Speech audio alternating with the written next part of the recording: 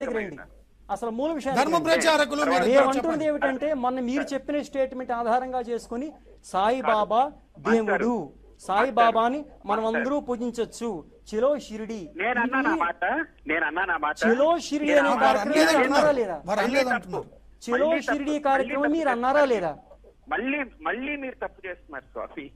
చలో షిరిడి కార్యక్రమం నేను ఆ మాట అనలేదు స్వామి. మీరు మళ్ళీ పొరపాటు షిరిడి కార్యక్రమం పెడతారని మీరు అన్నారా లేదా? మీ భారత ఒక్క నిమిషం ఏంటంటే నేను అనేది వారు అన్నారని మీరు అంటున్నారు, అనలేదని స్వయంగా వారే చెప్పారు. అయిపోయింది. మూర్తి గారు రేపే వాళ్ళ ఛానల్ దగ్గరికి వెళ్ళి అక్కడ చూపిస్తాం, అప్పుడు తప్పు ఒప్పుకుంటారు.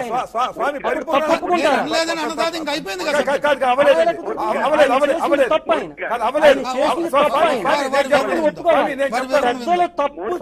అబద్ధం చెప్తున్నారు. అబద్ధం చెప్తున్నప్పుడు వారిని అడుగుతానండి స్వామి వారు.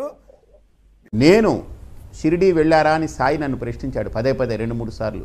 మీరు అనుమానాలు పెట్టుకోవద్దు, మీకు అనుమానం ఉంటే కనుక భారత్ టుడే ఒక 10 కెమెరాలు తీసుకుని రండి నాతో పాటు, నేను వస్తాను, మనం షిరిడి వెళతాం, చలో షిరిడి పెట్టుకుంటాం, అందరం వెళ్దాం. ఇక్కడ నుంచి తెలుగు భక్తులు ఒక డేట్ మేము ప్రకటిస్తాం తప్పకుండా త్వరలో భారత్ టుడేలో, చలో షిరిడి వెళ్దాము, అందరికీ మనం తెలియజేద్దాం, విశ్వ చైతన్యం వస్తారు, అందరికీ మనం తెలియజేద్దాం, అన్ని ఊర్లకి మనం ప్రకటన ఇద్దాం, మొత్తం అందరం వెళదాం.